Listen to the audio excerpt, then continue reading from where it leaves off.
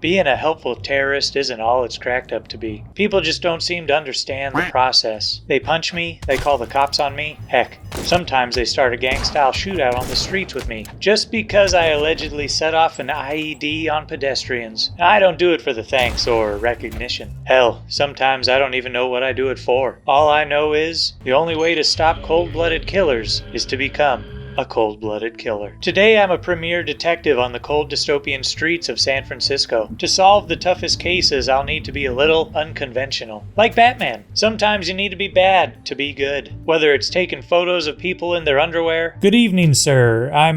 Please forgive me, but I can't help but notice that you're 5/8 naked. But may I say, sir, those are some dynamite areolas. Then beating them senseless in their home, or breaking into someone's house just to use their phone. This is Shadows of Doubt, and I'm one bad motherfucker. Now I'm coming off a high of solving my first ever murder case, feeling like a hero. I returned home to a locked door, only to discover that while I was off saving the world, I was evicted. How can they expect me to pay for things when I'm busy saving lives? This must be what it felt like to return home from Vietnam. So naturally, I cut the power to the security systems and broke in. Turns out someone else had already moved in. I didn't even have a chance to move my stuff. Naturally, I began to burglarize my previous residence, only to be caught in the act by the new occupants. Unfortunately for her, I had a knife, and I turned that bitch into sliced salami. I then finished stealing all of her valuables and left her bleeding out on the floor. I had bigger fish to fry. I mean, come on. You steal a man's home, his castle, what do you expect? And of course I'm going to turn this into a Call of Duty lobby. This is the price you pay for taking a man's throne. Enjoy your tea, bitch. I had a lead on a place I could hang my hat, but first I had to let the heat die off. Guess people don't like it when you cut someone's jugular during a B&E. I found my contact, a broad by the name of Beth Gallagher. She told me of some swanky joint I could use, free for members of the FPOWA, which apparently I am a part of. This led me to 03 Novak House. It ain't much. A grimy basement covered in roaches, but she was mine. If I wanted to get out of this hellhole, I'd have to take on some jobs, and a man like me is only good for one thing, and it's disgusting. Beth did, however, give me a free sink disc. It's a bodily upgrade that can make you more of a bougie badass. This one in particular gave me 5,000 credits in exchange for a crippling meth addiction, both of which sound pretty good to me. So it was jammed deep into my frontal lobe. Hindsight? Well, this fucking sucked. But you'll see what I mean. Alright, about that job. Off to City Hall. After perusing the available gigs, one caught my eye. It's perfect for a man like me. Feels like I was born for this. The contact told me that I needed to answer the phone at Turkey Solutions at 2042, which was 1 minute ago. Being unable to find Turkey Solutions on the map, well, I ran around the streets like a turkey with its head cut off. And being unable to decipher the local signage, I had failed my first job. This definitely ain't gonna help those anger issues. Now it was about this time my addiction to the mind-altering substance known as starch cola had started to kick in. So we go for a fix. That's better. While riding the high, I played with my balls, which apparently people don't like when you do that in public. They shouldn't be so quick to judge. I mean, maybe this is just my people's form of interpretive dance. Damn diner full of bigots. I tell you what, kid. Folks ain't as accepting as they used to be. So anyway, this time we take out our anger issues by simply talking to Lindsay. She gave me a photograph of a dead drop. Had I known this game was a Blue's Clues simulator, I would have worn my green sweater. It wasn't long before I found the tree and a happy cart, and got the intel on my victim. But anger, like my wife's climax, would have to wait. The city needs me. A new murder case had just dropped, and I'm the only one in this city crazy enough to solve it. Smoking a cola on the way to the crime scene, I discovered our victim splayed out in a Scientologist cult-style blood circle, just like a frozen TV dinner. Ice cold and packing one hard piece of meat. What I'm trying to say is they're dead and have a giant cock. I don't think this one's gonna be Colonel Mustard in the foyer. Our victim's throat was slit with a razor and she was shot with a low caliber ammunition. Got ourselves a 2-for-1 special on murder. Checking the cadaver's prison pocket, I got a name and where they worked. It was time for me to dive into this investigation. I also took her money. What? It's hard on these streets. I got a drug addiction to feed, alright? Get off my back. I already got a monkey on there. The bystanders started attacking me for this petty theft, so I bravely ran away while smoking yet another cola. Gotta keep my fix up or I get shaky. We'll begin by searching the victim's house. 401 Stubbs Deluxe. A Weasley little nerd answered the door. Turns out it was our victim's partner. Before leaving, I tried to get fingerprints off the door to match with the victim and her partner. But man, these cola shakes are, well, There's something else. Oh, come on. Come on. Come on. Now, if you ever find yourself wanting to pursue the life of a badass macho-esque PI such as myself, there's one important fact you should remember. It's the 4 ancient rules of investigation. Rule 1. Planning. Like my creepy uncle always used to say, Papa, if you're gonna break into a business and steal their proprietary information, you gotta have a plan. If not, you may wind up stuck in 3 feet of molasses. He was Canadian. I don't understand it either. Arriving at the Indigo Hair Kitchen, our victim's place of work, I deduced the codes to the back rooms to gather more personal information, and on the way found a verifiable treasure trove of free lockpicks. So that's pretty jazzy. When you break into places, you should look out for their security systems. I failed to do this and got shot at by robots and chased down the streets, resulting in a man's murder. He was a loyal employee, I'll give him that. Probably trying to get Employee of the Month and take that cash bonus back to his wife and kids. But now, he's dead. Oh, and no witnesses. Rule number 2. Expectations. When life gives you lemons, you can't expect a hamburger. It's important to set reasonable expectations so that you don't get your hopes up and bite into your sour-ass lemon expecting a juicy meat patty. Bubba, that's how you get puckered. And I ain't talking about what my creepy Canadian uncle used to do to me behind the shed. From the first failure, we had to let the heat die down a little. And what's a better way to simmer than by feeding your drug addictions? Alright, round 2. We get in and crack the safe. No problem. Things are going well. But due to my drug-starved hand tremors, I'm unable to open the security system's power box in time. And once again have hot lead shoved up my ass. The molten hot enema caused me to pass out from blood loss. You finally awake.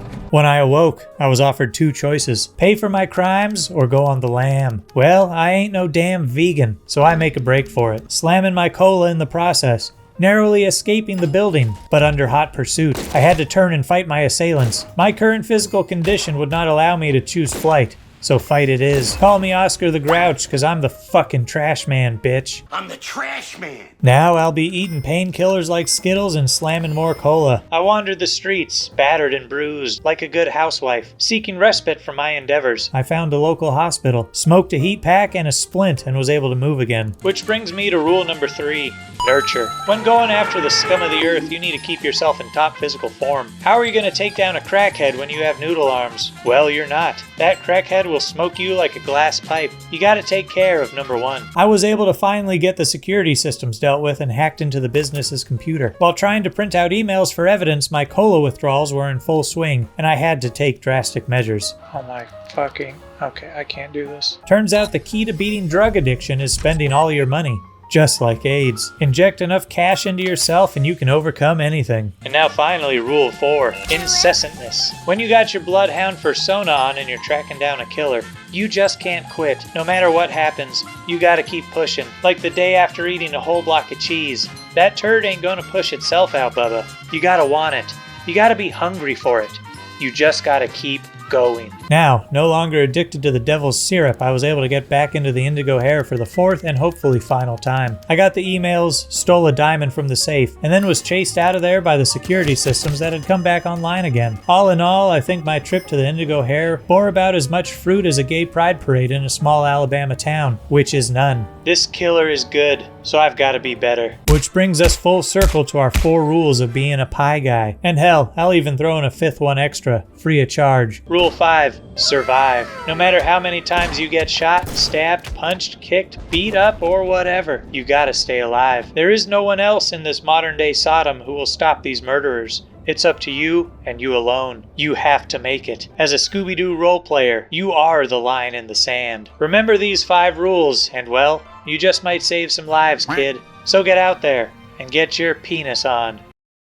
Coming to a dead end in our investigation, I try and visit the local pawn shop to sell our ill-begotten diamond. It was closed during peak business hours. Guess this guy wanted to be a plumber when he was a kid or something. So we waited and waited. Got violent hypothermia. Got viciously attacked for the high crime of loitering in a restaurant. Committed murder. Killing a cop in the process. I didn't want to kill a cop, but he pulled out a gun and started role-playing as an American kindergartner, attempting to turn old Papa here into Swiss cheese. But little did he know, that bitch I'm Cheddar. I showed him how sharp my cheddar was by cutting him with my sharp-ass tactical knife, making his skin resemble that of a 14-year-old emo girl, and then got yet even more violent hypothermia. Just open the fucking pawn shop already, you fucker. So to show my distaste with their business model, I resorted to vandalism. This waiting game would come to a draw between me and my new nemesis, as another murder was reported. Guess crime is back on the menu, boys. Maybe now I can get a break in this case. So it was off to 102 Stubbs Deluxe. When I arrived on scene, the security doors were just opening, revealing the crime scene, as a soulless ginger was attempting to casually walk away. But being the high-powered detective that I am,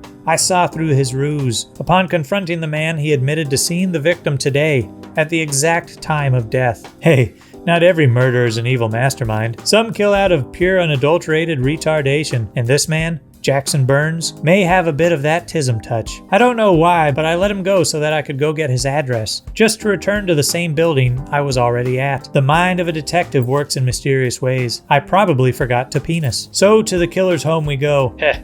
Feels like I was just here. Deja vu is weird like that sometimes. I sabotaged the security and kicked down the door to his house to find no one home. Really glad I let him slip away now, huh? So naturally, I helped myself to a quick ball washing in his shower. I didn't even waffle stomp. I robbed him blind and decided to go visit him at his place of work. Going to the ground floor of the building to go to his office, my little arrow friend informed me that he works at a higher floor of the same building. So up we go to his office, Ophimex Enterprises. This place stinks of underdeveloped corporate shills, but the whole office must be synced up with their pooping schedule, as they all stampede out at once. I haven't seen a herd like this since Mufasa. And who would walk out? Except Jackson Burns, the soulless ginger. I quickly slap my standard issue BDSM equipment on him, but his arrest triggers a PTSD response in one of his homies, who starts shanking the others, but he folds like a paperback bitch. Don't strike a match if you can't handle the smoke, kid. Giving Jackson Burns the old slap and tickle reveals a box of ammunition and a handgun. The very same handgun used in the murder of our cult-like cadaver. Without even needing to resort to waterboarding, he admits to the crime. He needed more blood for the blood?